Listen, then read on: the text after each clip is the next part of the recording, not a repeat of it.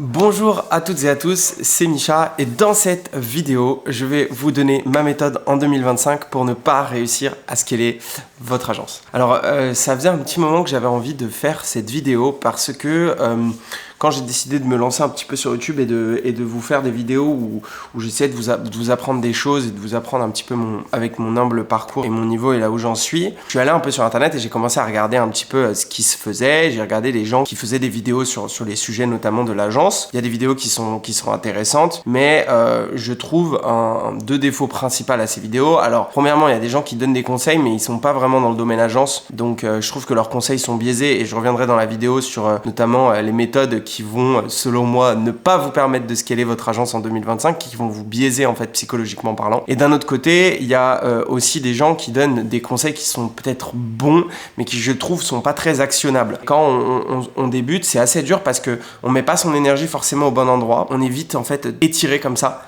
à droite, à gauche, dans différentes directions, et au final, on sépare son énergie, on sépare son focus, et on se retrouve à prendre des décisions qui sont pas les bonnes et à pas forcément actionner les bons leviers. Et donc, je commence tout de suite par le premier élément qui, selon moi, fait que vous n'allez pas scaler votre agence en 2025, c'est déjà le shiny object. Beaucoup de gens qui pensent que il faut, pour scaler son agence en 2025, absolument vendre le service que tout le monde veut acheter. Alors, c'est bien, effectivement, de vendre un service dont les gens ont besoin. C'est vrai que si vous vendez des services qui servent à rien et qui sont pas dans l'air du temps, ça va être compliqué, mais c'est pas du tout le facteur numéro 1. Enfin, je veux dire, si vous faites 3000 € avec un service, c'est pas parce que vous changez de service que tout d'un coup vous allez gagner des millions.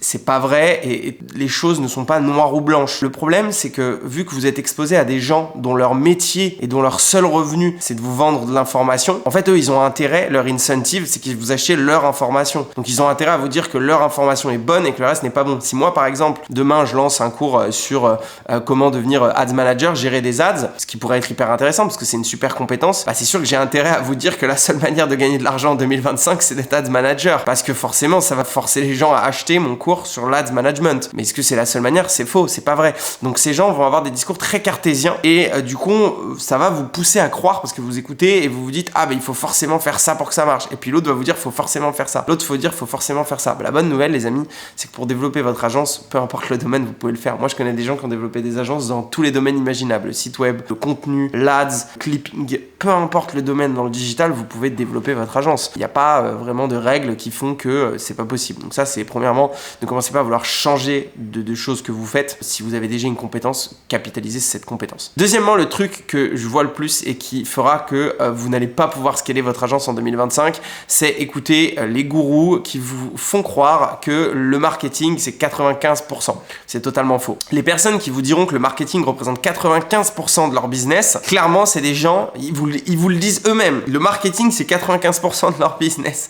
Ça veut dire clairement qu'ils vous vendent du vent. Ça veut dire qu'ils vous vendent 5%, ils vous vendent du vent, ils vous vendent du rêve. Donc effectivement le marketing fait tout quand on vend du vent aux gens. Donc quand on vend effectivement des formations un peu voilà scaling, des choses un petit peu globales, un peu fourre-tout, ouais le marketing fait tout. C'est vrai, puisque derrière on vous vend du vent. Donc quand on vend du vent, bah, le marketing c'est 95%. D'ailleurs ça ressemble vraiment aux arnaques, hein. Quand on vend une arnaque, effectivement le marketing et la vente c'est 80 voire 100%, puisque derrière on ne livre rien aux gens. Donc forcément oui le marketing fait tout. Ça c'est clair et net. Mais quand on a un vrai business, le marketing ne fait pas tout. Ça serait si le marketing faisait tout, et si le marketing faisait tout, je serais honnête avec vous, j'aurais pas une agence de marketing. Je lancerais des business et je scalerais plein de business dans n'importe quel domaine. Je vendrais des casques, je vendrais des mugs, je vendrais des ordinateurs.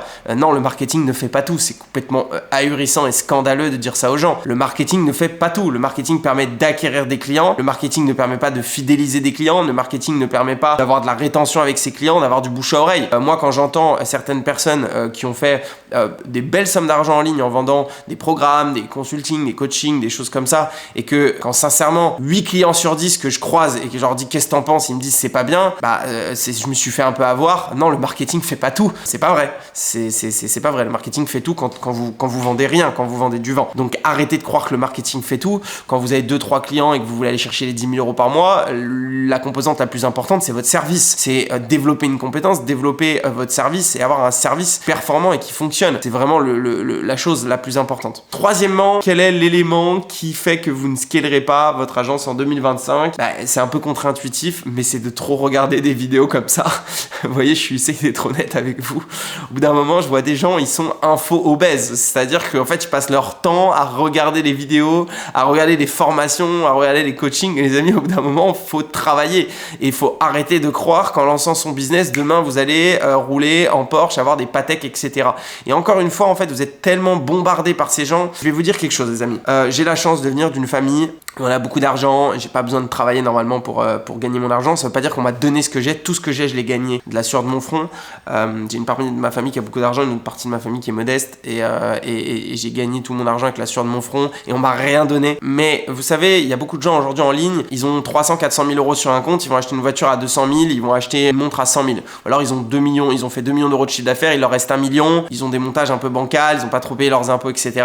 Et ils vont acheter 400 000 euros de biens matériels. Ça veut pas dire qu'ils sont riches. En fait, le problème, c'est que à force de regarder ça en ligne, vous vous dites, si j'ai pas une Patek, je suis pauvre. Si j'ai pas une Porsche, je suis pauvre. Ça veut rien dire. Il y a peut-être des gens de 40 ans qui gagnent 4 000 euros par mois, qui ont de l'immobilier et qui sont plus riches que ces gens. Vous arrêtiez de regarder les signes extérieurs de richesse. Une montre, une voiture, c'est un signe extérieur de richesse. Je connais des gens, ils ont pas 150 000 euros sur leur compte, ils roulent avec des voitures à 300 000 euros en leasing. Est-ce qu'ils gagnent de l'argent? Oui. Est-ce qu'ils sont riches dans le sens de la richesse, de la wealth, chose des investissements, de la rentabilité? Non. Je connais des gens, vous allez les voir dans la rue, ils ont les dents un peu pourries, vous leur donnez pas l'heure. Les mecs, ils ont 15 millions sur un compte en cash, ils ont 50 millions d'euros d'immobilier et ils ont des boîtes qui crachent 10-15 millions par mois. Vous leur donnez même pas l'heure. Sincèrement, vous leur donnez pas l'heure. Même eux, ils ont des montres, ils s'en foutent, ils savent même pas ce qu'ils ont. Tu leur dis, ouais, Rolex, ça se fait plus, faut acheter Patek. Ils te disent, ah bon, bah viens, on va acheter 2 Patek. Ils la prennent, ils la rayent. Ils s'en foutent, les mecs.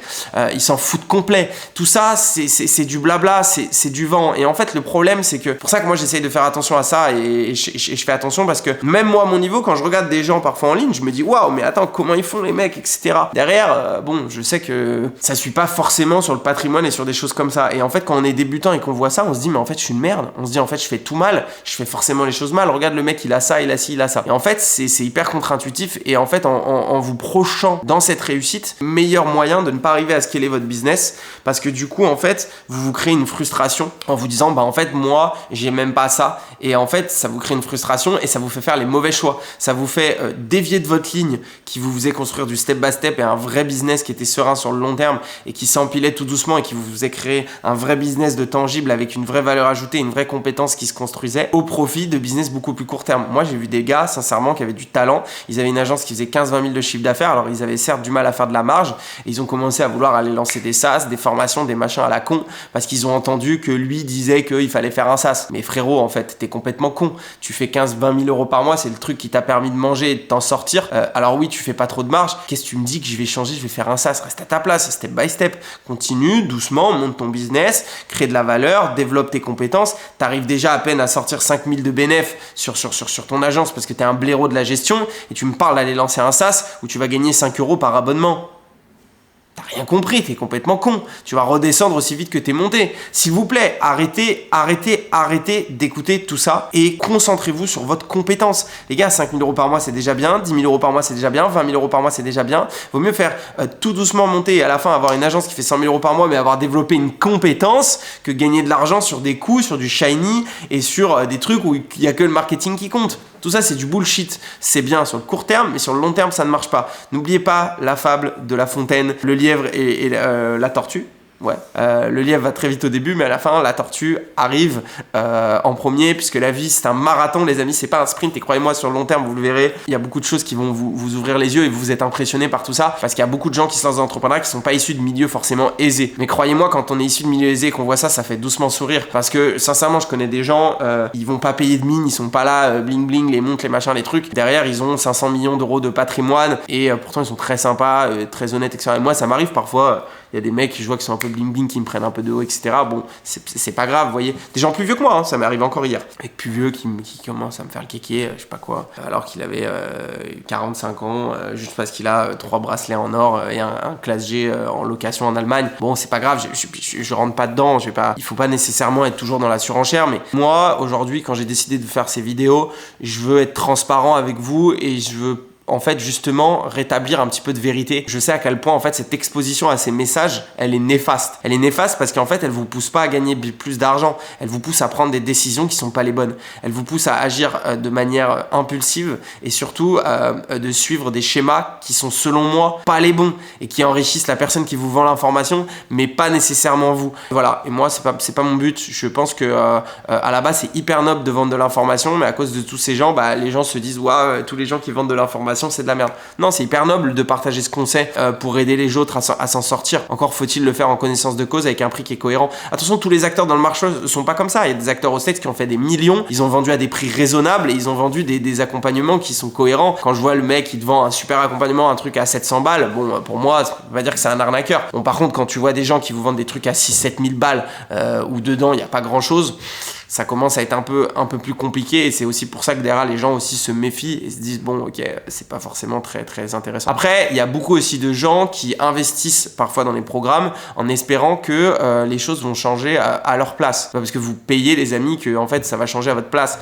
Malheureusement c'est un peu le marketing qu'ils utilisent contre vous parce que c'est ce que vous avez envie d'entendre. Enfin au bout d'un moment arrêtez de croire que parce que vous payez quelqu'un 5 000 € vous allez devenir riche, c'est pas le loto. Encore une fois, la meilleure manière de ne pas scaler votre agence c'est de croire que vous allez la scaler du jour au lendemain et d'essayer de trouver des solutions quick rich comme ça là, je vais vite gagner de l'argent. Donc voilà, c'est un peu une vidéo pas coup de gueule, mais j'avais envie de vous faire cette vidéo cette semaine sur la méthode pour ne pas réussir à scaler votre agence en 2025. Ça n'engage que moi, ça engage que mes résultats et ce que j'ai obtenu jusqu'à là. J'essaye d'être authentique et d'être honnête avec vous pour vous redonner de la motivation et vous dire que voilà, les choses elles se font step by step et qu'il faut arrêter de vouloir griller des étapes. Je vois parfois des gens, sincèrement, les mecs qui viennent me voir, ils sont brocs et moi d'ici 3 mois, je vais faire 50K moi. Mais espèce de blaireau, enfin, t'as même pas 50 000 sur ton compte bancaire et tu vas faire 50 000 en 3 mois. Mais frérot, mais tu ne cherches pas une opportunité, tu recherches une escroquerie là. Parce que faire 50 000 € par mois en 3 mois, à part vendre du vent, c'est pas possible les amis. Il faut construire une compétence. Personne fait 50 000 € comme ça en 3 mois. Ou alors un génie sur 1000, un mec vraiment malin. Et d'ailleurs, sur les gens qui arrivent à faire ce chiffre très rapidement comme ça, sans compétence, sans rien, la plupart du temps, c'est qu'ils vous vendent du vent. On va pas se mentir. Et en vrai, c'est pas en 3 mois parce que ça fait peut-être 5-10 ans qu'ils essayent et ça s'est pas fait comme ça. Donc s'il vous plaît les amis, step by step, short step, long vision. Toujours n'oubliez pas la fable du lièvre et de la tortue. Il faudrait que vous alliez regarder cette fable, le lièvre et la tortue, et aussi la fable du corbeau et du renard. Parce qu'au final, le corbeau et le renard, c'est un peu ça.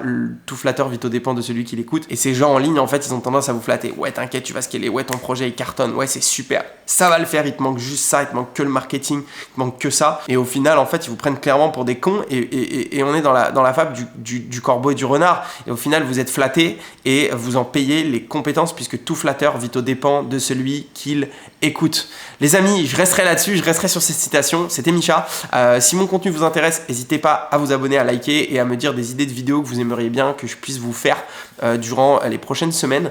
En tout cas, je vous remercie d'être là. Vous pouvez me suivre sur mon Instagram qui est dans la description. N'hésitez pas à me poser vos questions. Ça me fait toujours hyper plaisir de vous partager ce que j'ai appris et avec mon humble niveau de vous partager mes expériences et de vous donner de la valeur qui puisse être actionnable et qui peut vraiment vous servir. Short step, long vision, tout flatteur vit aux dépens de celui qu'il écoute. Ciao ciao les amis, à très vite, bye bye.